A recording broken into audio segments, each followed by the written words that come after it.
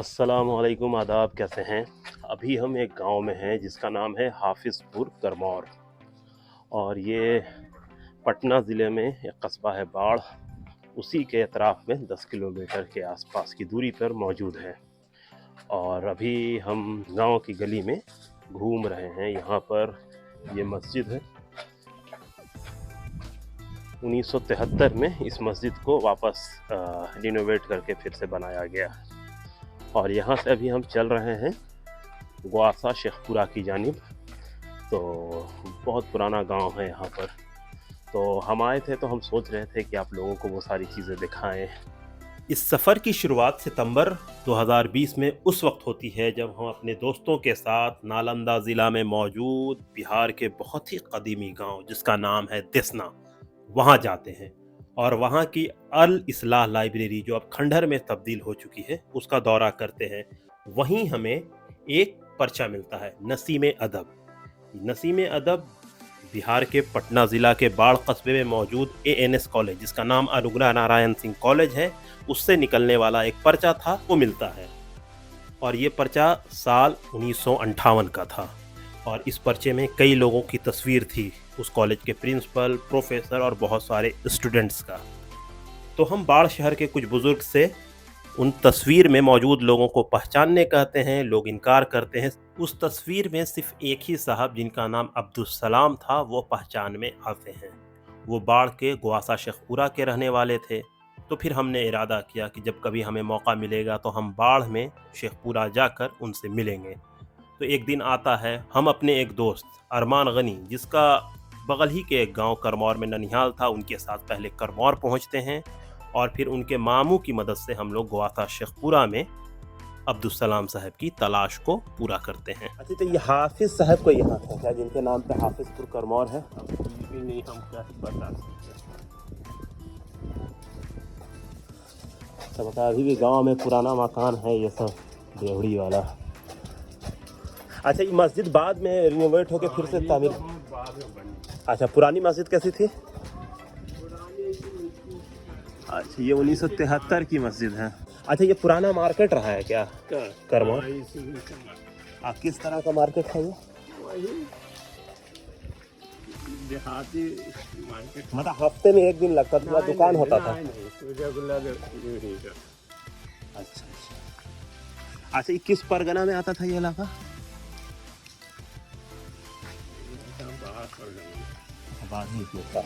अच्छा, यही उदरगाह है ना जो सबसे पुराना यहाँ पर था? ऐसा के दरगाह था। अच्छा, यहाँ पे है। तो बाहर की हो गया। अच्छा अच्छा, इसका नाम जानना चाहता तो चलिए ये भी जनवा दें। जी जी।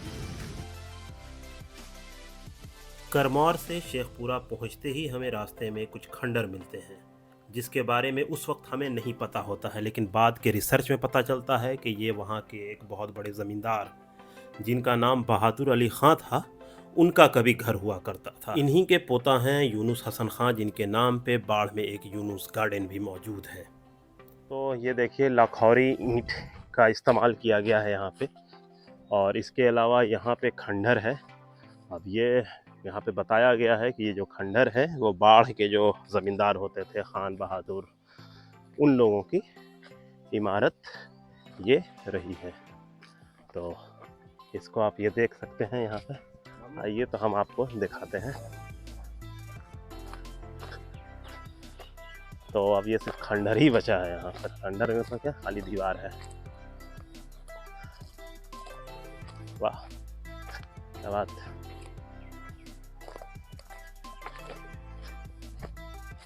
ये एक दीवार और ये देखिए लाखौरी ईंट का ही इस्तेमाल किया गया है। ये सिर्फ और सिर्फ ताक है। अब क्या पता ये क्या था, क्या रहा होगा अरमान? ये खाली ताक है, देखो कितना है और एक ही तर्ज पे बना हुआ है। 1 2 3 4 5 5 ताक ताक और ताक, जिसको आप यहाँ पर देख रहे होंगे। तो ये वही पटना ज़िले में बाढ़ के पास मौजूद ग्वासा शेखपुरा, और ये इसी तरह से बाउंड्री भी किया हुआ है। बीच में यह सोहजन का पेड़ है, सीजन खत्म हो चुका है तो ये देखिए कुछ हिस्सा बच गया है। तो अच्छा है, मतलब यहाँ पे आना इस हिसाब से सही रहा कि हमने आके इसको देख लिया, वरना धीरे धीरे ये ख़त्म हो रहा है तो ख़त्म ही हो जाता। ये कब तक खड़ा रहा होगा? जब तक इसमें लोग होंगे, है ना। तो चलिए अब चलते हैं यहाँ पर आसपास में लोकल लोगों से मिलते हैं, वो यहाँ पर क्या बताते हैं, फिर देखते हैं।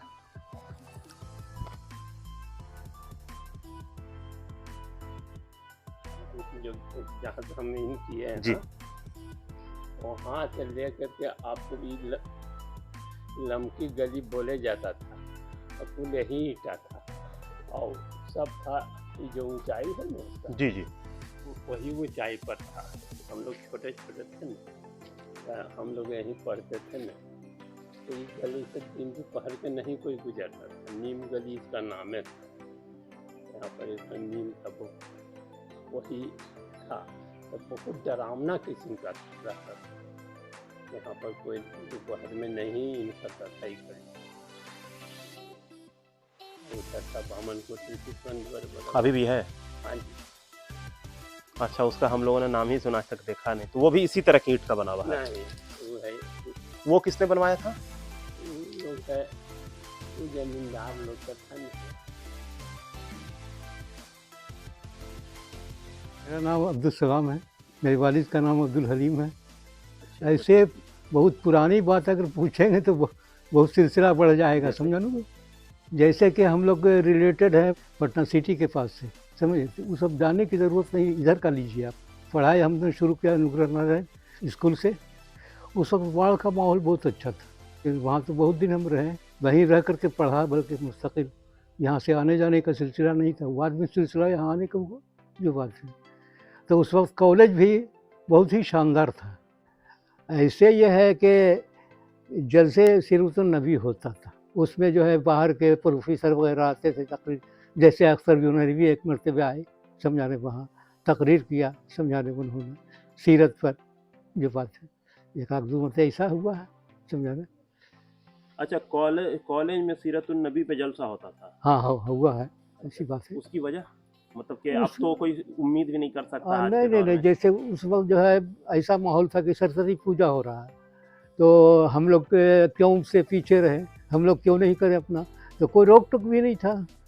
अच्छा, चंदा देने में जैसे कि ये होता था कि उसमें हम लोग को सरस्वती पूजा में प्रश्न नहीं क्या होता था कि चंदा आपको देना ही है कंपलसरी, आप चाहिए तो दे भी सकते, नहीं चाहिए तो नहीं दे सकते, ये सब था। तो आज के दौर में और उस जमाने के दौर में क्या फ़र्क देखते हैं, क्योंकि आपने पूरा कम से कम 70 साल का वक्फा आपने इस कॉलेज का और सारा दौर बाढ़ का देख लिया, तो क्या फ़र्क देखा आपने? देखिए अब तो वहाँ है नहीं, अब क्या हम बताएं बाढ़ के बारे जैसे में। ये पूरा जो इलाका है वो बाढ़ से ही सटा हुआ है, वैसा तो है नहीं कि एकदम दूरी हो गई होगी। तो पहले वाले में अब वाले में तो फ़र्क है ही, जो बात है। पहले जितने सुकून था वहाँ की ज़िंदगी में, वो सुकून अब नहीं है, समझा ये बात है।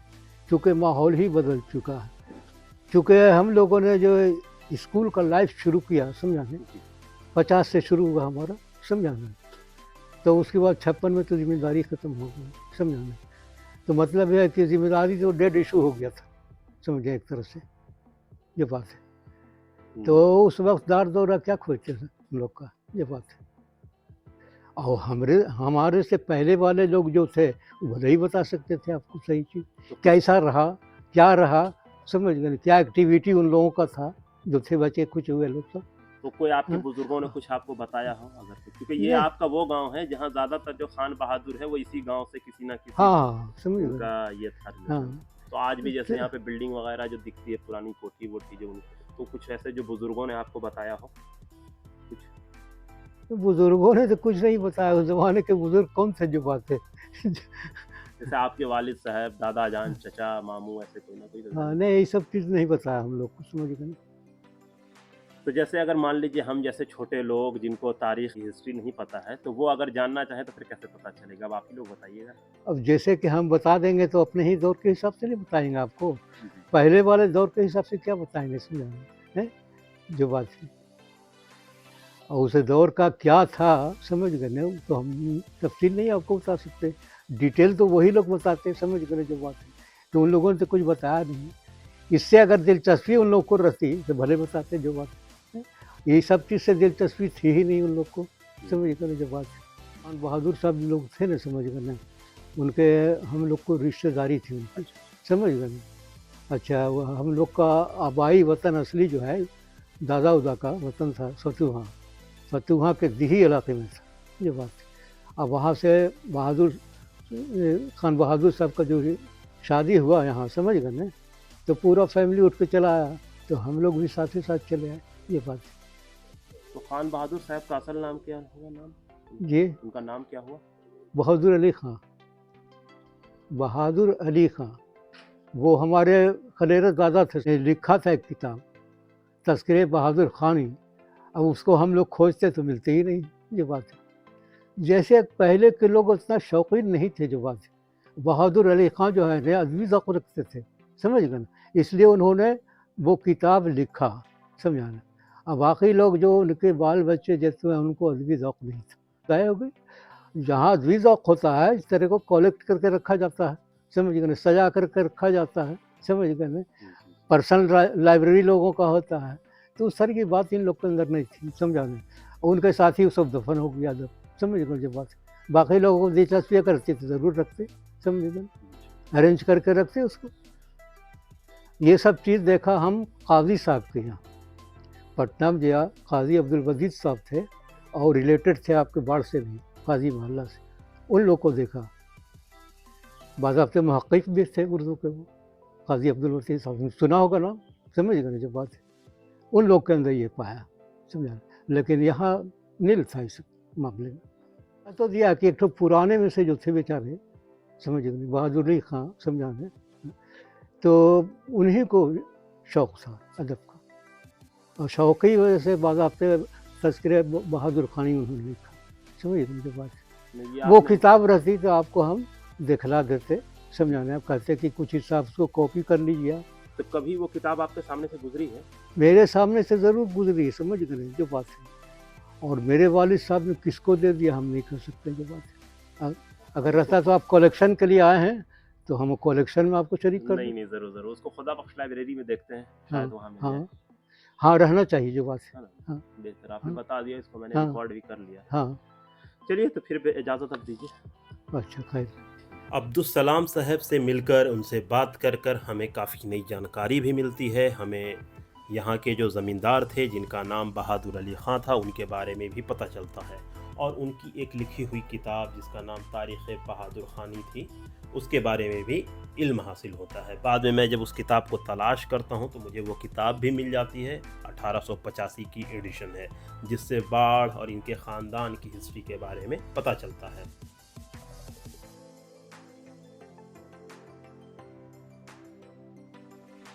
इसके बाद हम पहुंचते हैं एक बैठक में, जहां महफिल जमी होती है और वहां हमारी मुलाकात होती है महताब साहब से। उन्होंने भी बहुत कुछ बताया।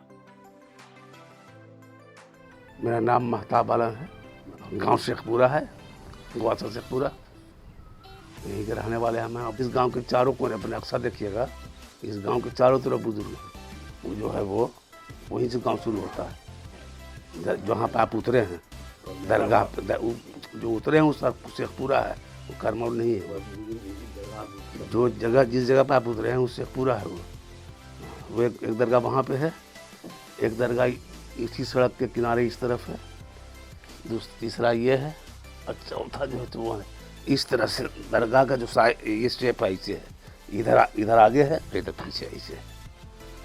सबसे पूरब में शेख सुल्तान अहमद, उसके बाद सैयद नूरुद्दीन, शेख सतोगा साहब और पीर बदला साहब। हाँ, वही पीर बदला साहब वो है, ये जो है सो शेख सतोगा साहब। 1909 में फाइनल हुआ खतियान, अभी तक दूसरा खतियान नहीं बना है, तो 110 बरस तो ज़रूर हो गया। और इससे पहले मकान बना हुआ था वो जो आप अभी गिर रहा है, जहाँ आप सलाम साहब से हो गया है, कम से कम 300-400 बरस का तो है ये है। और उससे पहले का भी होगा। गाँव की कोई तारीख नहीं होती है, बहुत मामूली बात है ये सब।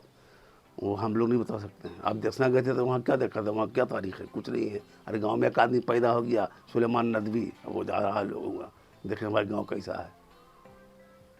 तो यहाँ वैसे कौन लोग पैदा हुए? कोई लोग नहीं पैदा हुए। शेख के यहाँ सिर्फ जिम्मेदारी करता है लोग, खाया पिया ऐश किया, कोई मतलब नहीं है। मैंने लिटरेचर में या पढ़ने लिखने में हिस्टोरिकल आदमी यहाँ नहीं पैदा हुआ है। पढ़ाई लिखाई के मामले में कुछ नहीं, जो होता है जो सिंपल ट्रेडिशन था, पहले लोग फारसी पढ़ते थे, उर्दू पढ़ते थे, हिकमत पढ़ते थे, उससे फायदे कुछ नहीं थे। होते थे हो गया। ऐसे उस पहले मौलवी लोग रहते थे यहाँ, पढ़ाते अच्छा, थे। मकतब वगैरह। तो आप लोगों ने वहीं पढ़ाई की शुरुआत? तो उस वक्त क्या क्या पढ़ाया जाता था? सब कुछ आप जो पढ़ सकते हैं, उर्दू, फारसी, अरबी, आपको जो हासिल करना कीजिए। अब नहीं, अब लोग अब उर्दू नहीं पढ़ता, टीचर रहता रहा करे। माँ बाप बस्ता थमा दी, अंग्रेजी स्कूल में लोड करके यहाँ से बाढ़ भेज दी, तो जा पढ़ो जाके। अब बेटा कहाँ पढ़ा, नहीं पढ़ा हूँ। महताब साहब से बात करने के बाद हम खाते पीते शेखपुरा से करमौर और करमौर से बाढ़ और बाढ़ से पटना होते हुए अपने घर की तरफ लौट जाते हैं। और इसी के साथ हमारा ये सफ़र ख़त्म हो जाता है। दे हमें इजाज़त। बहुत बहुत शुक्रिया।